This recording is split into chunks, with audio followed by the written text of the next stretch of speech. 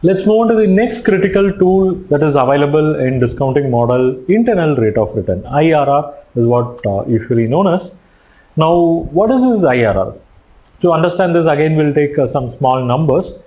Let's say you are going to invest in a project, investment size is something like this, 100 million. Now, at the end of year 1, this project is going to give you back 110 million. So you are investing 100 million, the project is going to give you back 110 million. So what is the return you got from this project? How do you find that? It's very simple. You are getting 110, what you have invested is 100. So this is something in return for you. So this 10 divided by your initial investment of 100 multiplied by 100. So this is nothing but 10%. This 10% is nothing but the actual return which you have earned from this project, right? Because you have invested 100, you are getting back 110. This 10 is your return on investment. So this return on investment, which is actual return, this is the actual return on investment. So this actual return on investment will be called as internal rate of return on investment. Okay. So IRR is nothing but actual rate of return from the project. Now, I'm going to find the present value of this cash flows. Okay. So what is the cash flow here? This is 110, and when I'm getting this after 1 year. Okay. So I'm going to find the present value of this cash flow discounted at my internal rate of return. So let me put it here. Year 1. What is the cash flow? Cash flow is 110. I'm going to discount this cash flow. I'm going to discount this 110 at 10%. So discount factor at 10% for year 1 will be 0.909. And let me find out the present value. Present value is simple. This cash flow multiplied by discount factor, 110 multiplied by 0.909 is going to be 100. So this is nothing but present value of inflow. Present value of inflow is 100. So we know that PV of inflow is 100 because we have derived it. We also know what is the present value of outflow. How much has been invested in this project? It is 100 million. So PV of inflow minus PV of outflow, you get NPV as 0. So what it communicates is, at your internal rate of return, your NPV is going to be 0. It means if you are going to discount your cash flows at your internal rate of return, your NPV will be 0. Now this is just an understanding. Now what will happen if I don't discount it at internal rate of return, but if I'm going to discount it at a different rate?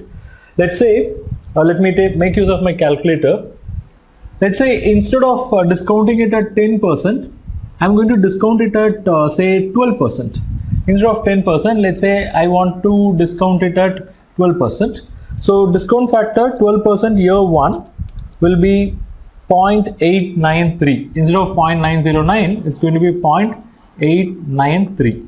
So 0.893 multiplied by 110, it gives me 98.2. So I'll say it is 98. Okay. So now what's happening? Your present value of inflow is not 100. Your present value of inflow is 98. What is the present value of outflow? It is 100. What is the NPV? NPV is minus 2. So now what is happening? What happened here is, I have discounted these cash flows at 12% and I am noticing my NPV is minus 2. It means I am expecting this project to generate a return of 12% for me. So with that expectation, I have discounted the cash flows at 12%. Discounting at a particular rate means you are expecting the project to earn that level of return. Okay. So I know this project is giving 110, but my expectation is 12%. So I am discounting it at 12%. And what's happening? PV is 98. How much I have invested? 100. How much I am losing? Minus 2. Why did this happen? This happened because your expectation is 12%, but the project is actually earning only 10%.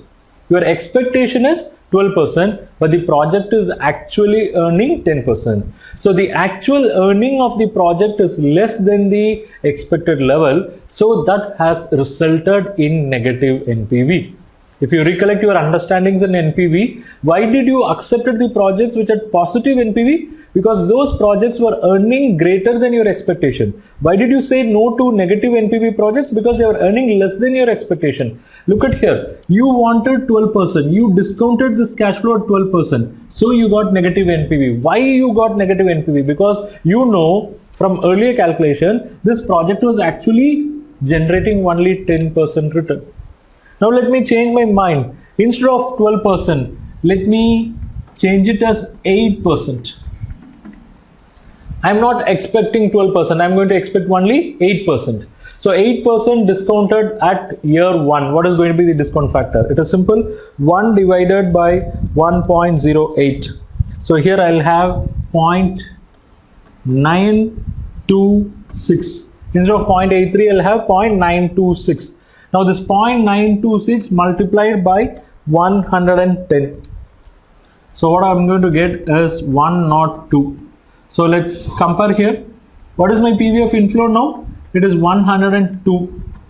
How much I've invested? 100. What is NPV now? NPV is positive 2. My NPV is positive 2. Why my NPV is positive 2 here? Because I expected only 10%. I have discounted these cash flows at 10%. Sorry, I expected only 8%. I'm sorry, I expected only 8%. I discounted this cash at 8% and I'm noticing my NPV is positive. Why? Because this project is actually earning 10%. My expectation is 8%. When my expectation is only 8%, this is a positive NPV project because this project is actually earning greater than my expectation. That is 2% higher than what I was expecting. So understand the message. When a project earns exactly equal to what you are expecting, NPV will be 0. When a project earns less than what you are expecting, NPV will be negative.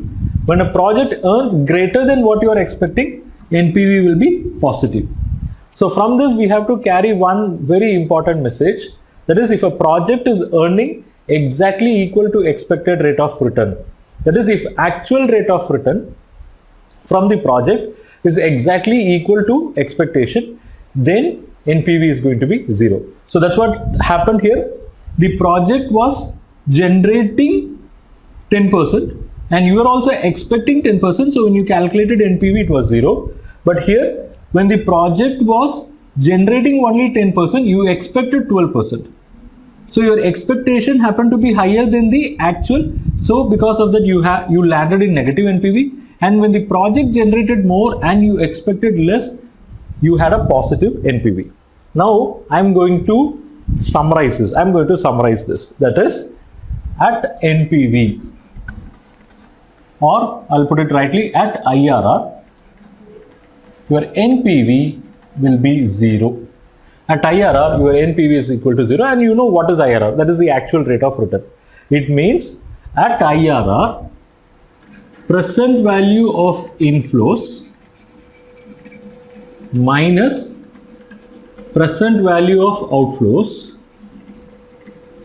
will be 0. That is, if your inflows are 100, then your outflows are also 100. If your inflows are 1000, then your outflows are also 1000. That's why your NPV is equal to 0.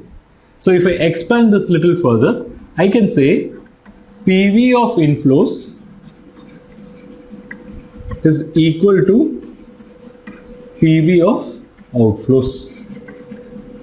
PV of inflows is equal to PV of outflows. It means at internal rate of return, your present value of inflows will be exactly equal to your present value of outflows. So your NPV is going to be 0. So this equation only is going to help us to find out IRR from the given information. Generally in examination, you will be given certain raw data. From that, you will be asked to find out IRR. And at that point, it is this relationship which is going to help you to find out IRR. So in the next session, I'll teach you how you can find out the IRR depending upon the nature of cash flows.